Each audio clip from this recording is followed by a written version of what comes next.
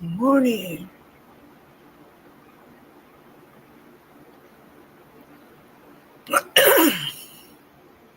It is AA today.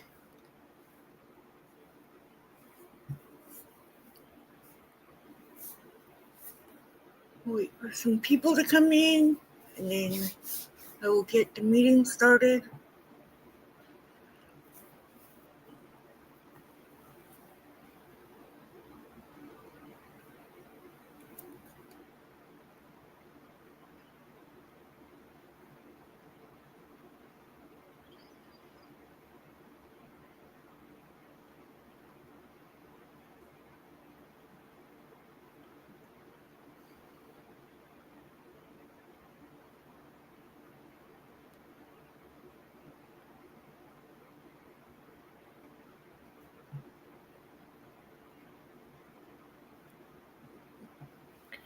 Today is the first day of school for everybody's kids. I bet parents are excited that they get some quiet time, unless you have toddlers, that is, or newborns.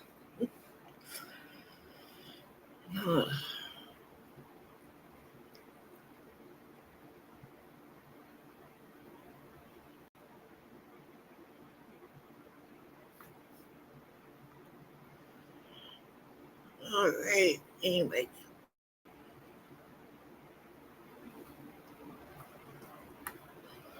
Oh, Thursday cannot be here fast enough for me. Hi, Twin. Thank you for letting me know you can see me and hear me. Thursday, I'm getting out of this city and away from busy city life. Well, big city life, I should say. So I will be having videos for my adventure part of the channel. Anyways, today is September 2nd and an AA meeting. I will not be alive on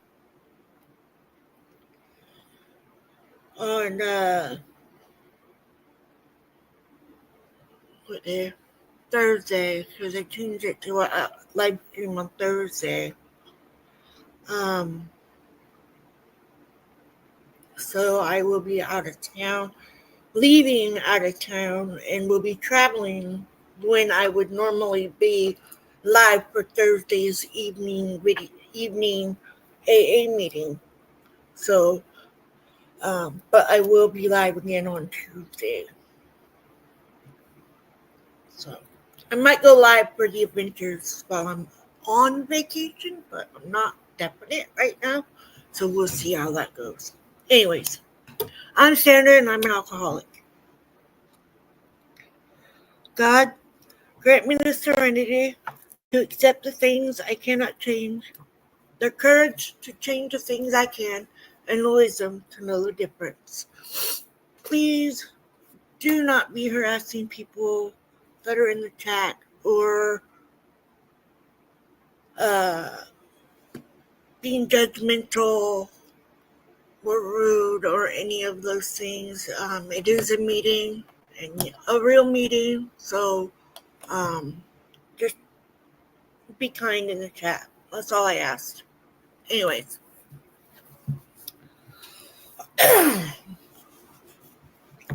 So, if you wonder what I'm reading and where you can find the information on this live stream of where, or the replay, I should say, where you can get the book I'm reading, the page number, and all of that stuff is in the descriptions.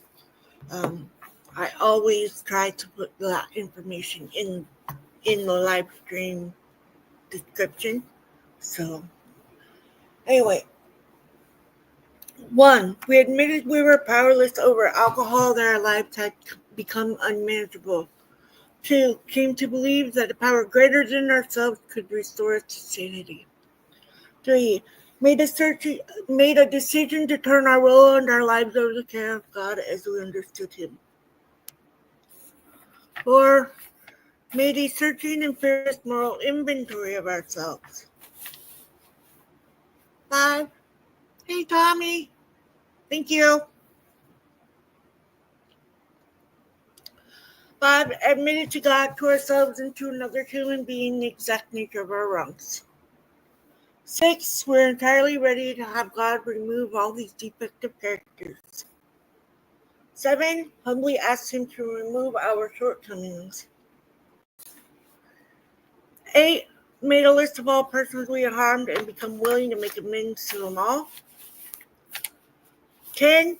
Continue to take personal inventory when wrong promptly. I skipped some. My bad. Sorry. I skipped number 9. May direct amends to such people wherever possible, except when to do so would injure them or others.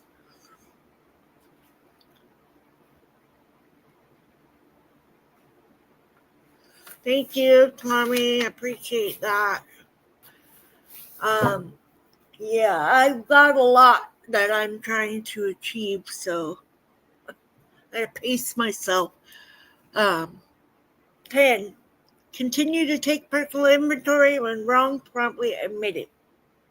11. Sought through prayer and meditation to improve our conscious contact with God as we understood Him, praying only for knowledge of His will for us and the power to carry that out.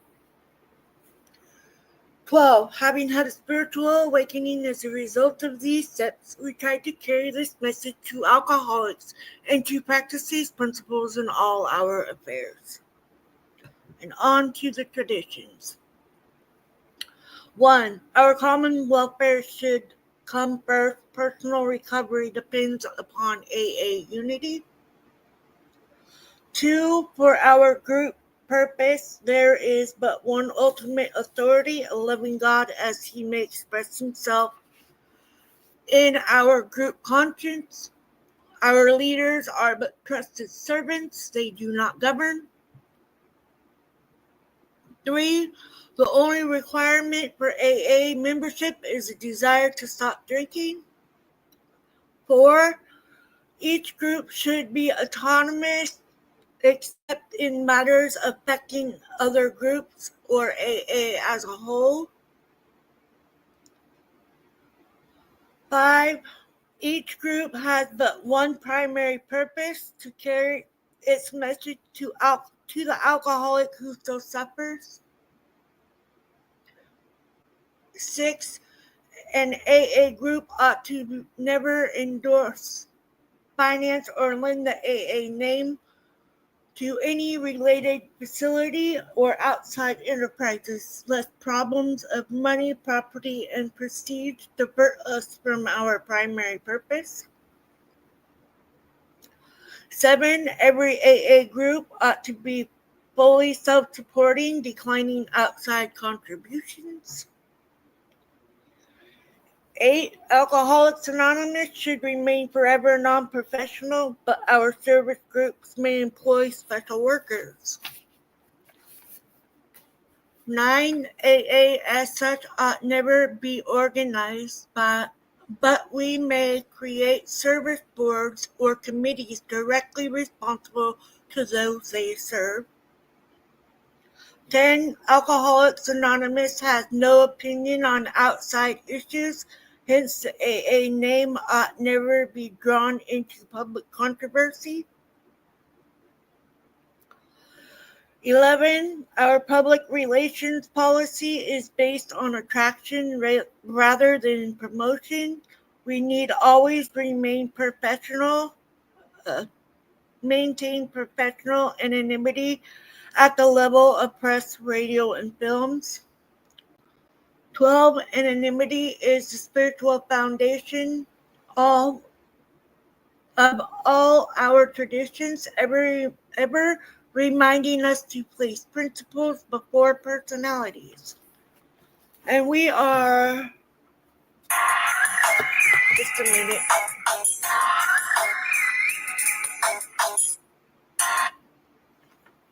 Hello? Hello? Hello? Oh,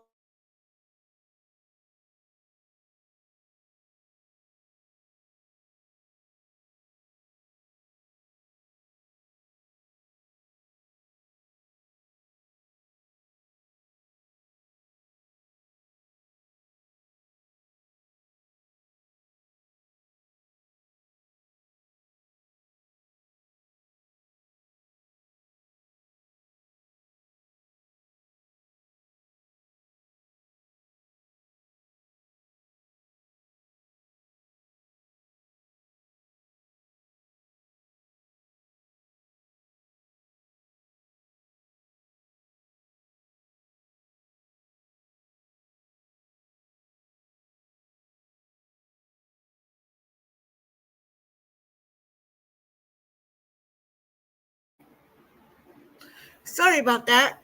It was my doctor's appointment. Doctor, I have an appointment tomorrow. So, anyways, I hope you can hear me. So, we are in 12 Steps and 12 Traditions, and Tradition 9 on page 172. AA as such ought never be organized, but we may create service boards. All right, thank you, Lily. Service boards or committees directly responsible to those they serve. When Tradition 9 was first written, it said that Alcoholics Anonymous needs the least possible organization. And years since then, we have changed our minds about that. Today, we are able to say with assurance that Alcoholics Anonymous, AA as a whole, should never be organized at all. Then, in seeming contradiction, we proceed to create special service boards and committees, which in themselves are organized. How then can we have an unorganized movement which can and does create a service organization for itself? Scanning this puzzler, people say, what do they mean, no organization? Well, let's see. Did anyone ever hear of a nation, a church, a political party, even a benevolent association that had no membership rules? Did anyone ever hear of a society which couldn't somehow discipline its members and enforce obedience to necessary rules and regulations? Doesn't nearly every society on earth give authority to someone of its members to impose obedience upon the rest and to punish or expel offenders? Therefore, every nation, in fact, every form of society has to be a government administered by human beings. Power to direct or govern is the essence of organization everywhere. Yet Alcoholics Anonymous is an exception. It does not conform to this pattern. Neither its General Service Conference, its Foundation Board, nor the humblest group committee can issue a single directive to an AA member and make it stick, let alone mete out any punishment. We've tried it lots of times, but utter failure is always the result. Groups have tried to expel members, but the banished have come back to sit in the meeting place saying, "This is life for us. You can't keep us out."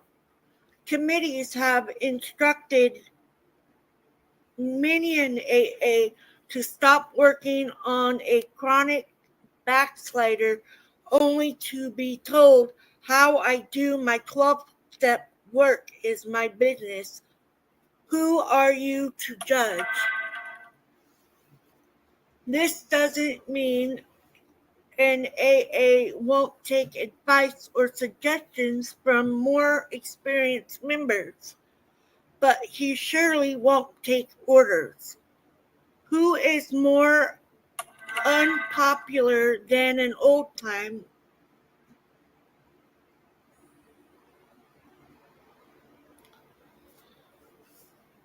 AA full of wisdom, who moves to another area and tries to let the group there how to run its business? He and all like him who view with alarm for the good of AA meet the most stubborn resistance, or worse, still laughter. I gotta send her the link, I think.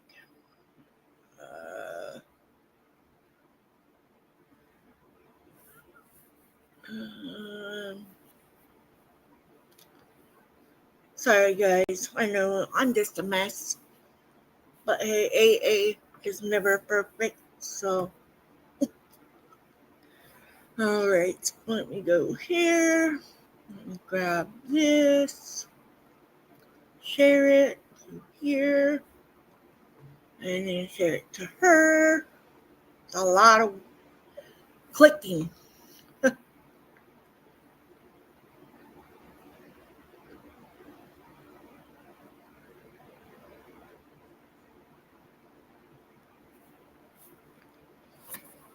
Alright.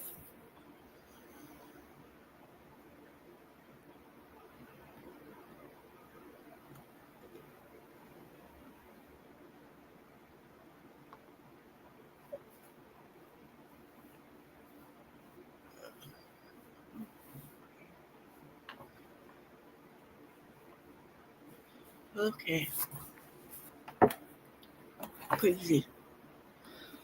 You might think AA's headquarters in New York would be an exception.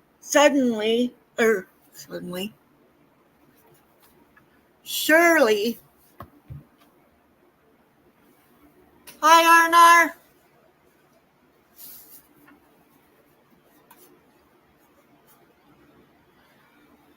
You might think AA's headquarters in New York would be an exception. Surely the people there would have to have some authority. Hi, Tony. But long ago, trustees and staff members alike found they could do no more than make suggestions, and very mild ones at that. They even had to coin a couple of sentences which still go into half the letters they write. Of course, you are at perfect liberty to handle this matter any way you please. But the majority experience in AA does seem to suggest now that attitude is is far removed from central government, isn't it? We recognize that alcoholics can't be dictated to individually or collectively. At this juncture, we can hear a churchman exclaim, "They are making disobedience a virtue." He is joined by a psychiatrist who says, "Defiant brat." They won't grow up and conform to social usage. The man in the street says, I don't understand it. They must be nuts. But all these observers have overlooked something unique in Alcoholics Anonymous. Unless each AA member follows to the best of the ability or suggested 12 step to recovery, he almost certainly signed his own off warrant. His drunkenness and disillusion are not penalties inflicted by people in authority. They result from his personal disobedience to spiritual principles. The same stern threat applies to the group itself, unless there is approximate conformity or conformity to AA 12-step tradition or 12 traditions. The group too can deteriorate and pass. So we of AA do obey spiritual principles, first because we must, and ultimately because we love the kind of life such obedience brings. Great suffering and great love are AA's disciplinarians. We need no others. It is clear now that we ought never to name board to govern us, but it is equally clear that we shall always need to authorize workers to serve us. It is the difference between the spirit of vested authority and the spirit of service, two concepts which are sometimes pulled apart. It is in the spirits of service that we elect the AA groups in informal rotating committee, the intergroup association for the area, and the General Service Conference of Alcoholics Anonymous. For AA as a whole, even our foundation, once an independent board, is today directly accountable to our fellowship. Its trustees are the caretakers and the expediters of our world services. Just as the aim of each AA member is personal sobriety, the aim of our service is to bring sobriety within reach of all who want it. If nobody does the group chores, if the area telephone rings unanswered, if we do not reply to our mail, then AA as we know it would stop. Our communication lines with those who need our help would be broken.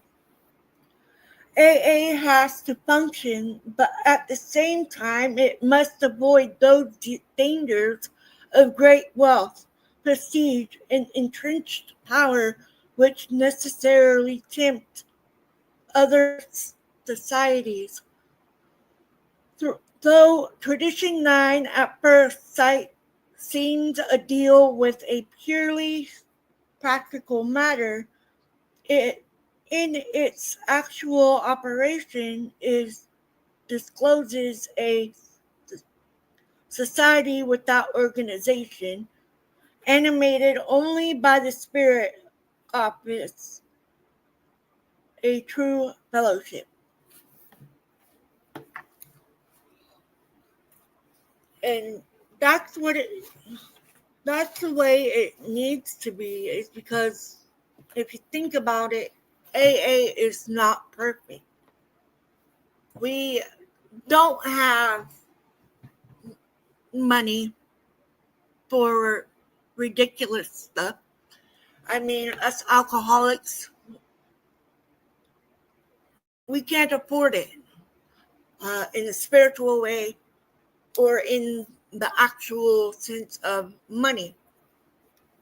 And for me, I mean, yeah, I could afford to go and get that alcohol, but for me to have this, have the knowledge of the program of working your steps, doing the traditions and knowing what they mean, it helps you to understand and decipher the difference between all of those things. And when I first started AA, I was like, whatever. Yeah, okay, sure. But AA as such ought never be organized, but we may create service boards or committees directly responsible to those they serve. Now, I have my sponsor talked me into being a secretary for our home group. And I was like, I have no clue what you are talking about. And this is all too confusing to me. Because it was. But at least I had the guts to say that I couldn't do that. But that was also in the beginning of my AA days. Same as, I didn't want to share my story with anybody. I just wanted it to be mine, and learning that I needed to share it so that way I could get that aha and oh, that's what it means. And all of the books and meetings and everything that I've learned it's helped a lot. My meetings here are not organized. Half the time I even forget that I'm supposed to be doing a meeting. My sister will call me or text me and go, "Are you going live for AA?" And I'll be like, "Oh yeah." So, I'm not organized. Nothing about it is organized. Alcoholics are not organized. We're a mess. Okay? I'll admit it. We're a mess. I'm still a mess most of the time. But I'm a sober mess that knows what I'm doing. Plain and simple. And then to have committees, I've been to a service board meeting, and that was also, I think I was like 2 years sober. I'm not sure. I think she would remember. But so I was working up on Mount Hood, and they had a meeting, a service board meeting up there at Welch's. And that was the first time that I had been part of something with AA that huge. And I was like in awe because there was so many people that were there for the same purpose. And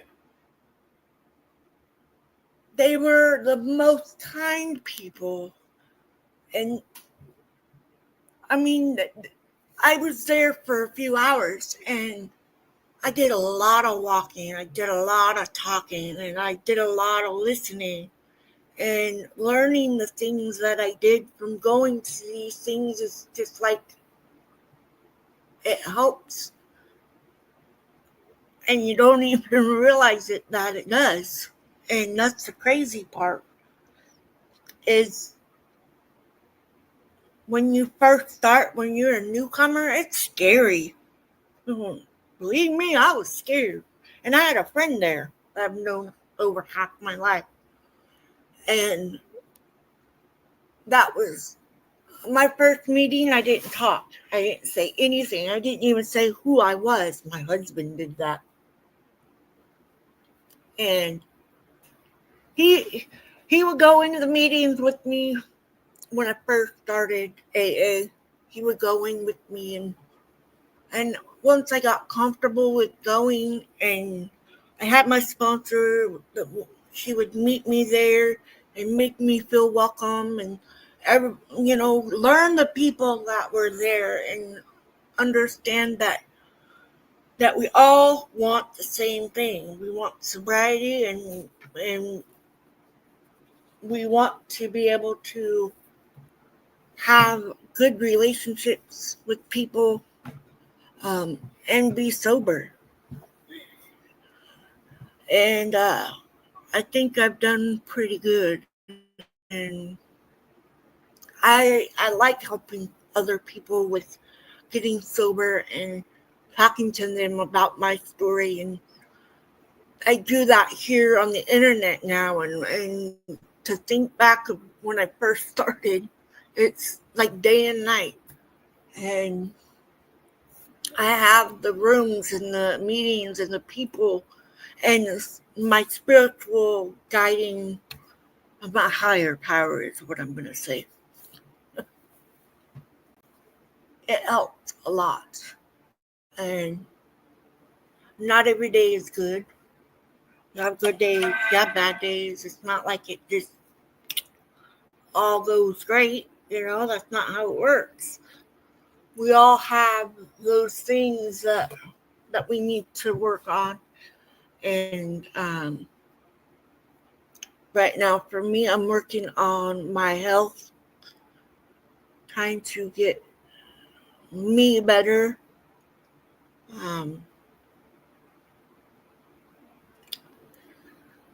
But yeah, it's been a long 10 years. I'm coming up on 11 years. November 15th, 2014, my sobriety date. And I get excited when my sobriety date's coming, but then I have to stop and remember that it's not guaranteed that I'm going to make it to that day, and I don't want to get myself too far ahead. That's what you're supposed to do. You're supposed to take it one day at a time and not think about those things that you gave up. Been a year and a half since I had a cigarette. 10 years and a few months since I had a drink. Well, probably about 11. I don't know. But I'm glad I'm sober. I'm glad I have the meetings here that I do. I'm glad for everybody that comes. And even if you're not the alcoholic, you can help somebody with just knowing the right things to say to help them to decide to get out of it. I really like finding out that my meetings are helping people, because for me, that's why I do this. And it helps me to stay sober too, because I can't always get to a meeting. So, but anyways, I'm gonna read the daily reflection and then let you guys get back to your day. The traditions are mostly short reads, so unless you guys have any questions, I am going to read the daily reflections. I'll give you a couple minutes if you want to ask something.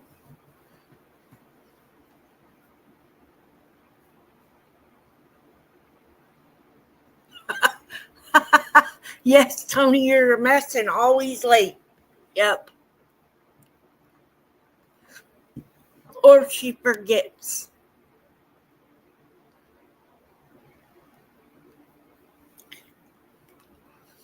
Or I get there too early. I've done that. I did that last time I went to visit. I was way early. It's funny.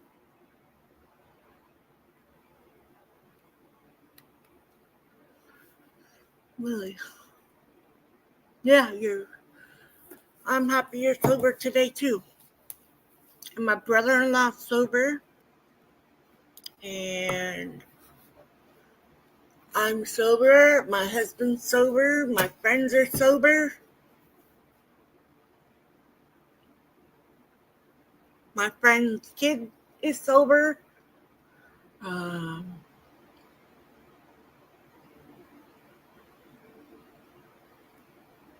yeah, it's great to be sober. Going on vacation. Gonna be at the beach. Gonna walk across the beach this time and go stick my feet in the water. Oh, I can't wait. Hopefully it's not freezing. That would be great. And I gotta go early so I can find some shells. Anyway. And it's the world's longest beach, I think. Is it? I think. I might be wrong. I think. Anyway. Daily reflection. Finding a reason to believe. The willingness to grow is the essence of all spiritual development, as Bill sees it, page 171. And I think that's in the big book, if I'm correct. A line from a song goes, and I look to find reason to believe. It reminds me that at all time I was not able to find a reason to believe that my life was all right. Even though my life had been saved by my coming to AA, 3 months later I went out and drank again. Someone told me, you don't have to believe.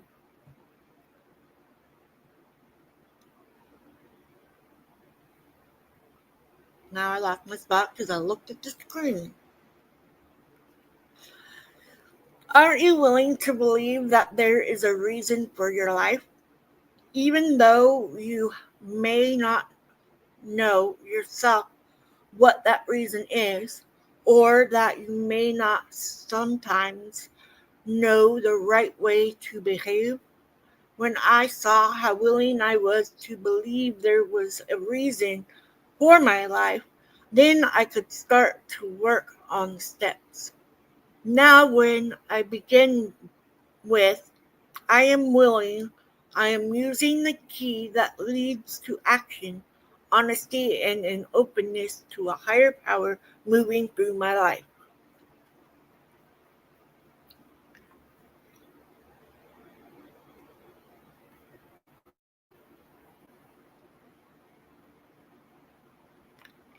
I always post that on my book of faith.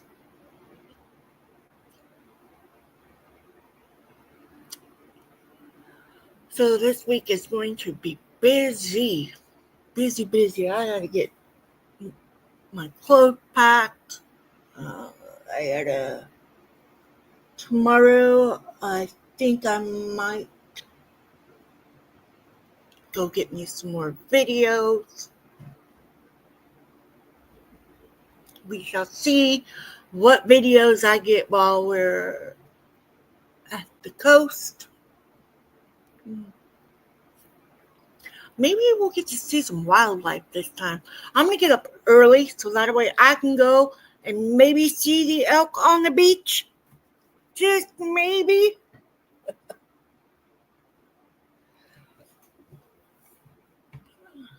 Anyway, thank you guys for being here. God, grant me the serenity to accept the things I cannot change, the courage to change the things I can, and the wisdom to know the difference. Keep going back. It works if you work it. Love you guys. Be safe out there. Stay sober. And if you need help,